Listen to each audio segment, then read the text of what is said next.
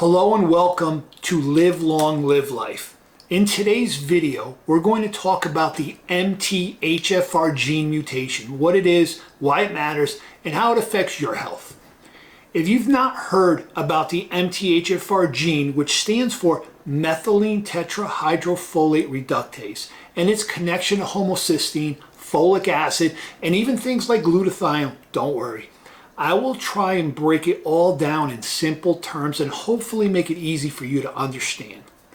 By the end of this video, you should understand what the MTHFR gene and enzyme do in your body, how common MTHFR variants like C677T and A1298C can impact your health, what methylation is and why it's so important, how MTHFR mutations can lead to high homocysteine and what that means.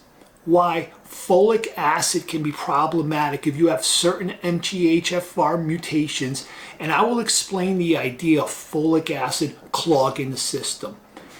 How this all ties into glutathione levels, which of course is your body's master antioxidant, and an action plan with specific steps and supplements to help solve or better manage issues related to MTHFR. This video is geared towards beginners. There's no prior knowledge required. I will try and make it simple to understand the importance of dealing with an MTHFR gene mutation and what happens if you ignore it. We have a lot to cover, so let's jump right in. First, what makes me qualified to talk about MTHFR? Since April 2025, when I found out I had 2 risk variants for the MTHFR gene, which put me in a group where less than 10% of the world population falls into, I started to research a way to solve my problems. I spent hundreds and hundreds of hours reading books, research papers, and watching videos. What I'm sharing with you are my proven results and how I overcame this gene mutation and improved my health drastically. Like all my videos, I share with you what I've done to create a healthier lifestyle. No hypothetical situations or experiments, but what I've actually done. Will this work for everyone? I don't know. But what I do know is that it's a great blueprint for everyone, a great starting point to a healthy, better you. I've done extensive research and have been able to put together an action plan that you can follow whether you have 1 risk variant or carry 2 like I do. This video is long, but if you're like me, it's not long enough. We're talking about your health, and if your MTHFR gene is broken, you need to fix it now. The MTHFR gene is one of the most important genes in your entire body. What does it do? It gives your body the instructions to make an enzyme, also called MTHFR, that plays a critical role in a process known as the methylation cycle. This enzyme's main job is to convert folate, which is vitamin B9, into its active form called methylfolate. Methylfolate is like the spark plug that keeps the methylation cycle moving. And why is methylation so important? Well, because it touches nearly every system in your body. It helps you repair and protect your DNA. It helps you make neurotransmitters like serotonin, dopamine, and norepinephrine, which affects mood and focus. It helps you detoxify hormones, heavy metals, and chemicals from your body. It helps you regulate homocysteine, an amino acid linked to heart and brain health. It also helps support a healthy pregnancy. So to put it simply, the MTHFR gene is like the blueprint for a key enzyme. The enzyme turns folate into fuel, and this fuel powers one of the most important cycles in your body, the methylation cycle, which is essential for energy, mood, detox, and long-term health. Why do we care? Because that active folate helps your body recycle an amino acid called homocysteine back into methionine. When that recycling works well, homocysteine stays in a healthy range and your body can keep up with a process called methylation. Methylation is like adding tiny on-off tags to molecules so your body can repair DNA, make brain chemicals, detox, and a lot more. Let's talk about the methylation cycle. The methylation cycle might sound complicated, but let's make it really simple. Think of the methylation cycle as one of your body's master recycling system. It's constantly taking nutrients from your food, processing them, and then recycling them into other things your body needs to stay alive and healthy. Let me explain to you how it works. First, when you eat foods rich in folate or take methylated folate, your body uses the MTHFR enzyme to turn it into the active form called methylfolate. Next, methylfolate helps recycle an amino acid called homocysteine back into another amino acid called methionine. From there, methionine gets turned into SAMe, which stands for S-adenosylmethionine. SAMe is what we call the master methyl donor. That just means it carries and delivers little chemical tabs called methyl groups all throughout the body. And these methyl groups are like on-off switches for hundreds of vital processes. After SAMe donates its methyl groups, it eventually cycles back into homocysteine and the whole process starts again. That's why we call it a cycle. It never stops. Homocysteine actually helps make glutathione. Glutathione is often called the body's master antioxidant. Folks, this is so important. Glutathione is a substance produced in our cells that helps neutralize free radicals, basically to prevent oxidative stress and detox chemicals and heavy metals in our liver. It's absolutely critical for maintaining our health and preventing cellular damage.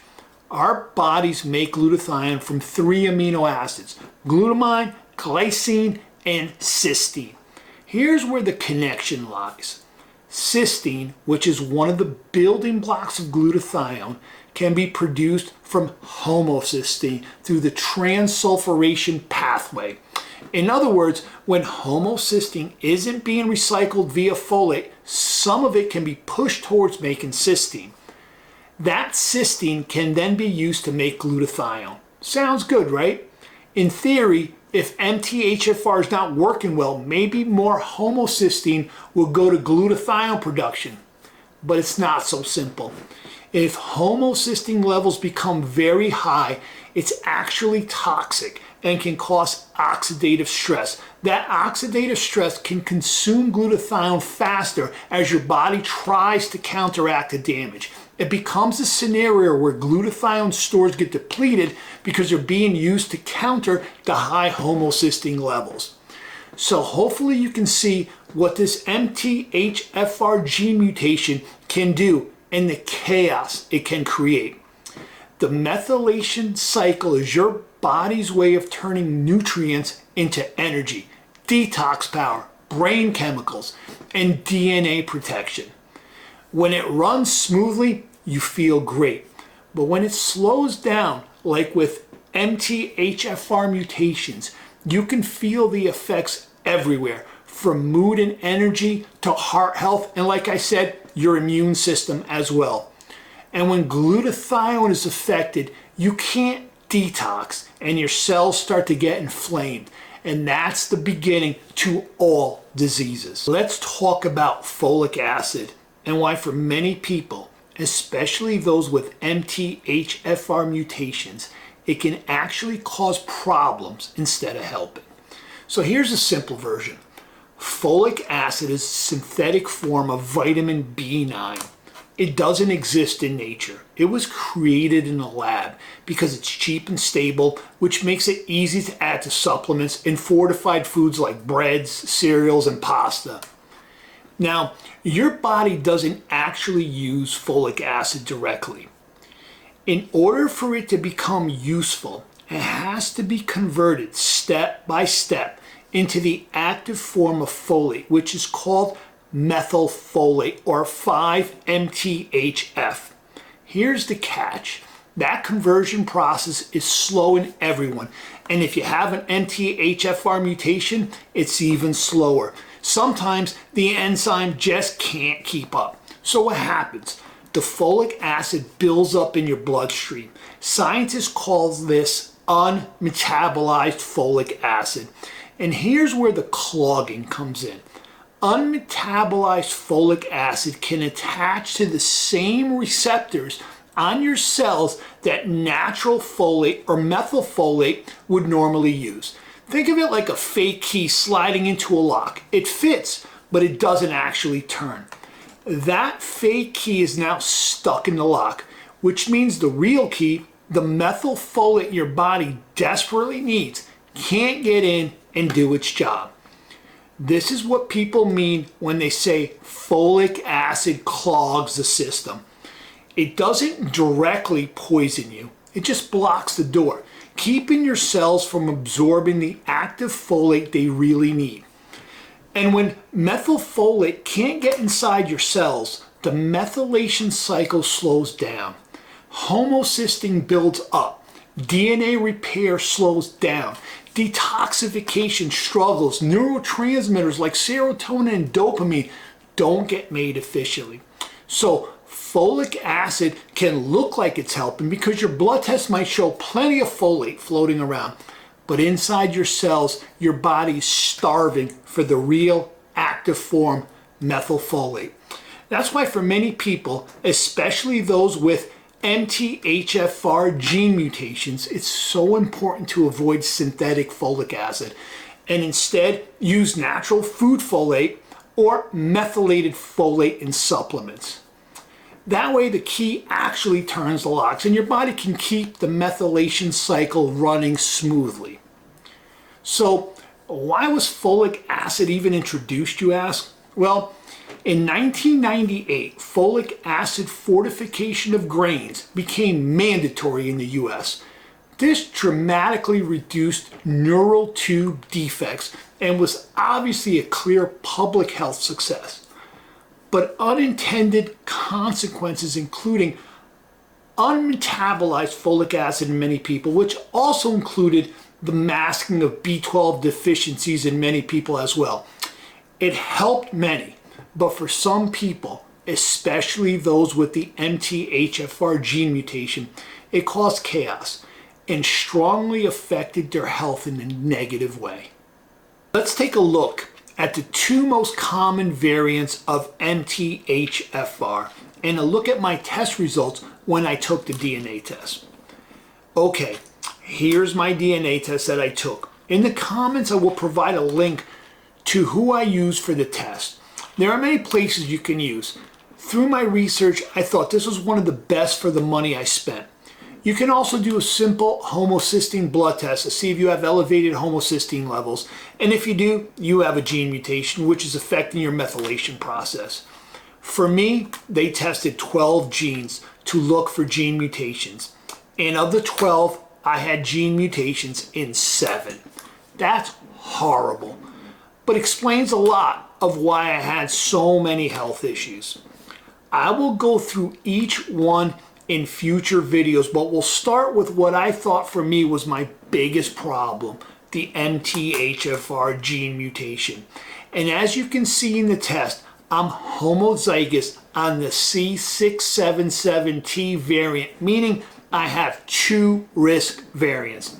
I know we're getting a little technical here, but I want you to know the percentage difference of what you have if you test and have a gene variant as well. When we talk about MTHFR mutations, there are 2 main variants. Like all DNA, you get one from your mother and one from your father. And I was lucky enough to get 1 mutation from each, giving me 2 copies of the C677T risk variant. If you carry 1 copy of this variant, we call that heterozygous. Your enzyme activity may drop by about 30 to 40%. But if you carry 2 copies like I do, 1 from each parent, that's called homozygous for C677T. In that case, your MTHFR enzyme activity can drop by as much as 60 to 70%. Let me break this down because it's important you understand the difference. First, normal gene function. If you have no mutations at this position, your MTHFR enzyme is working at 100% efficiency. That means your body converts folate into methylfolate normally, and the methylation cycle usually runs smoothly. Second, you are heterozygous for the variant C677T. That means you have one normal copy and one mutated copy. In this case, your enzyme activity is reduced by about 30 to 40%. You may still function fairly well, but under stress, poor diet, or higher demands, your methylation system can start to struggle. And third, you're homozygous like I am. That means you inherited the mutation from both parents. So both copies are affected. In this case, your enzyme activity may drop by 60 to 70%. This is where problems become way more noticeable, especially elevated homocysteine, cardiovascular risk, and issues with mood, energy, and detoxification. The lower the enzyme function, the more important it becomes to avoid folic acid, eat folate-rich foods, and use methylated B vitamins to bypass the genetic bottleneck and keep your methylation cycle running. But it doesn't stop there. High homocysteine and sluggish methylation can also affect brain chemistry, mood, fertility, detoxification, and even how your body repairs DNA.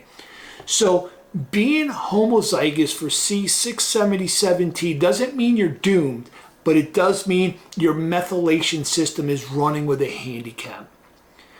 The good news is that with the right nutrition and lifestyle, things like methylfolate instead of folic acid, methyl B12, riboflavin, B6, choline, and betaine, you can support your body and keep the cycle moving more efficiently.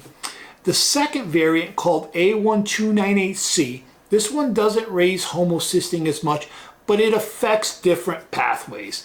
A1298C is more connected to neurotransmitters, mood, and energy production.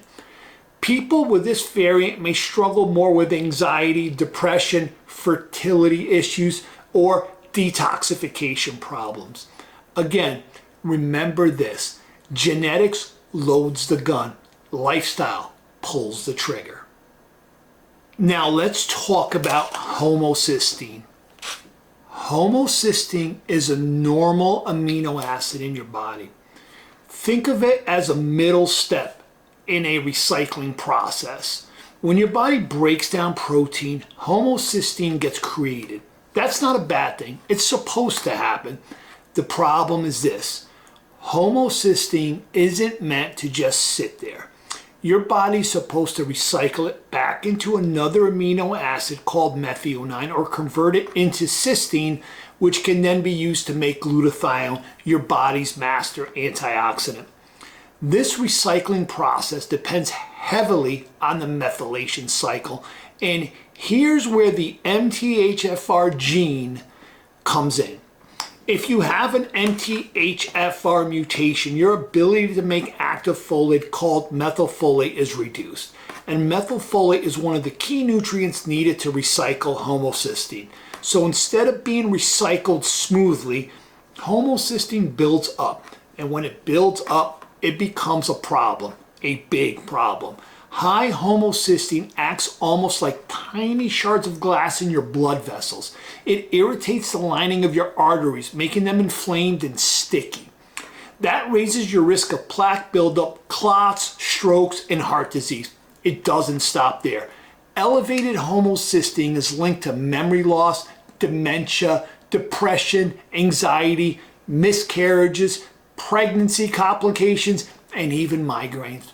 So you can think of it like this: homocysteine is a normal byproduct, but if you can't recycle it properly because of an MTHFR mutation, then your body gets flooded with too much of it, and that magnifies the damage. And you already know what it does to glutathione. The good news is that homocysteine is one of the easiest things to test with. You can test with a simple blood draw, and when you know your levels, you can support your body with the right nutrients like methylfolate, methyl B12, B6, B2, choline, and betaine to get the recycling system running smoothly. Okay, let's talk about methylated B vitamins. When it comes to MTHFR mutations, one of the most important things you can do is give your body the active methylated form of vitamins it needs to keep the methylation cycle running. Let's start with folate.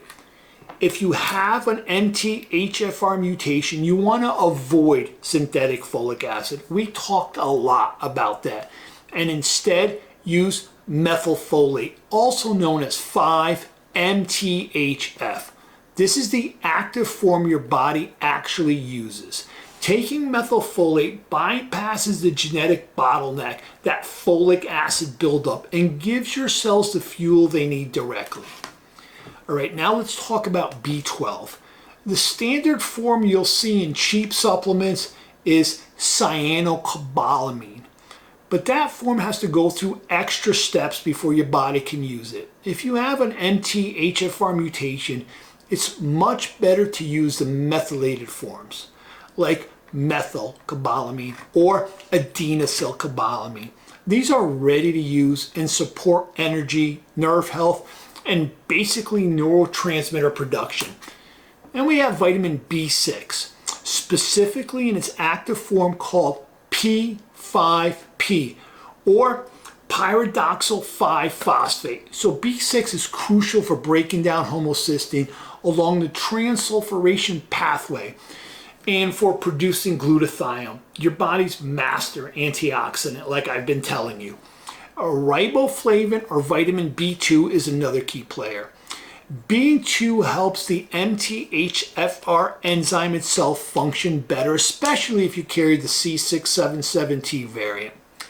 Even if your enzyme is slower, riboflavin can help stabilize it and improve activity.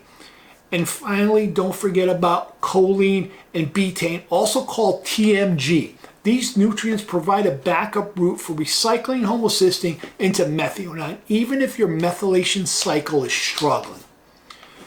So let's sum it up. Methylfolate instead of folic acid. Methylcobalamin or adenosylcobalamin instead of cyanocobalamin.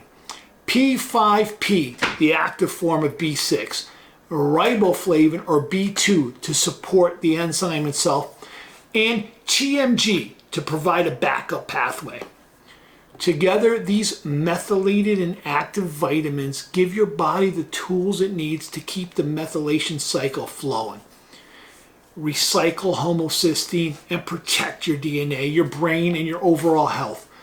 The most important part to remember is this: don't flood your body with the wrong forms. Folic acid and inactive B vitamins can make things way worse. But by choosing the right methylated forms, you bypass the genetic roadblocks and support your health naturally. Okay, let's talk about natural support, meaning food.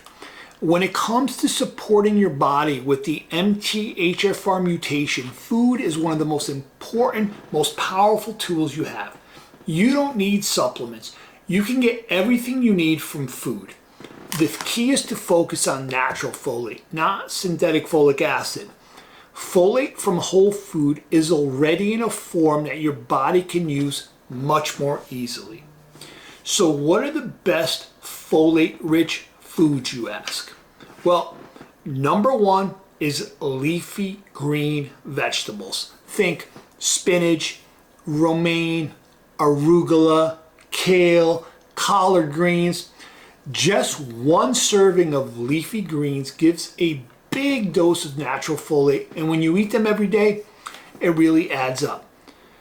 Next, we have the cruciferous vegetables like broccoli, Brussels sprouts, and cauliflower. They don't just give you folate, they also support detoxification pathways, which are extra important when methylation is sluggish. Asparagus and beets are two more excellent choices. Asparagus is loaded with folate, and beets are also high in betaine, which helps recycle homocysteine through a backup pathway. It's kind of like what's in TMG. Legumes are another powerhouse group. Chickpeas, black beans, kidney beans, they all have a ton of folate, plus fiber and protein to keep you full. Also, you can have citrus fruits like oranges, grapefruits, and lemons. They contain folate as well as vitamin C, which support absorption and overall antioxidant defense. Avocados are another surprising folate-rich food. They give you healthy fats along with B vitamins in a natural package your body just loves. And for those that eat animal products, liver, especially beef liver or chicken liver, is one of the most concentrated sources of natural folate you can find. Just a small portion provides far more folate than most vegetables. Now, here's the important part. If you have the MTHFR mutation, you want to avoid foods fortified with folic acid. That means many breads, cereals, pastas, and processed snack foods. Always check the labels. If it says enriched with folic acid, it's better you skip it. So the takeaway is simple. Load your plate with natural folate-rich foods like leafy greens, broccoli, asparagus, legumes, citrus fruits, avocados, and if you eat liver, and stay away from synthetic folic acid and fortified foods. By focusing on these natural foods, you give your body the folate it needs in the form it can actually use, helping your methylation cycle run as smoothly as possible. Just avoid folic acid. Now that we've covered what MTHFR is, how it affects methylation and why it matters, let's put it all together into a simple 6-step action plan you can follow. Step number 1, eat natural folate-rich foods. Focus on leafy greens like spinach, kale, and romaine, cruciferous veggies like broccoli and Brussels sprouts, legumes like lentils and chickpeas, citrus fruits, avocados, and if you eat meat, let's not forget liver. These are the best sources of natural folate your body can use. Step number 2, at all costs, avoid synthetic folic acid. Check your labels. Skip breads, cereals, and processed foods that say enriched with folic acid. Avoid cheap supplements that contain folic acid. This step alone can take a huge burden off your methylation cycle. Step number 3, support your body with the right B vitamins. That means methylfolate instead of folic acid, methylcobalamin or adenosylcobalamin instead of cyanocobalamin, active B6 called P5P, a riboflavin to support the enzyme itself, and choline or betaine to provide a backup pathway for recycling homocysteine. Step number 4, this is important. You want to test your homocysteine. This is one of the most important blood tests you can do if you suspect methylation issues. Ideally, your homocysteine should be in the single digits, around 6 to 8. If it's higher, that's your body telling you it needs more support. Step number 5, you want to improve your lifestyle. Genes aren't destiny. Lifestyle matters. Reduce stress with practices like meditation, breathing. You can journal to keep track of what you're doing. You want to move your body daily. You want to get good sleep. You want to support detox by sweating, hydrating, and eating clean.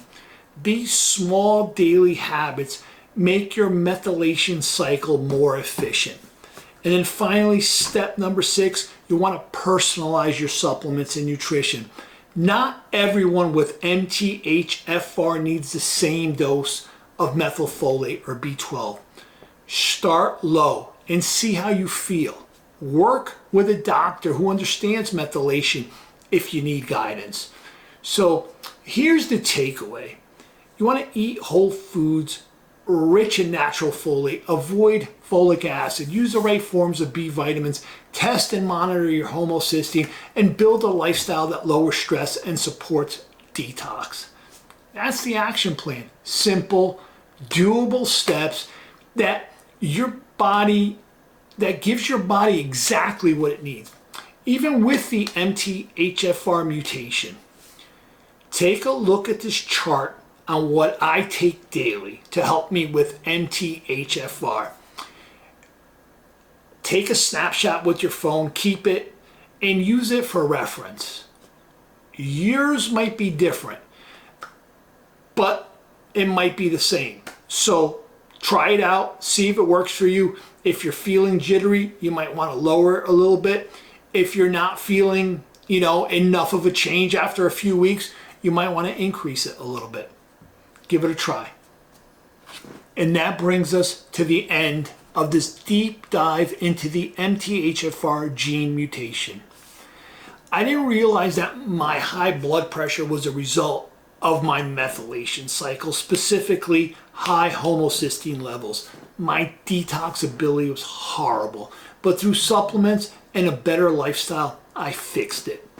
Remember what my motto is: your genes load the gun, but your lifestyle pulls the trigger. And that means you are in control.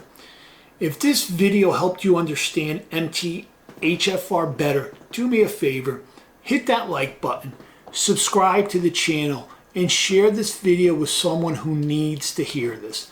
Don't say anything, just share it to your timeline, and hopefully they watch it. You may change their life. And most importantly, leave a comment below and let me know your story. Do you have the MTHFR mutation? Have you tried methylated vitamins or lifestyle changes? What's worked for you? Your story may help someone else who's on the same journey. Let's build this community together and help each other get healthy. Thank you so much for watching, and remember, your health is in your hands. I'll see you in the next video.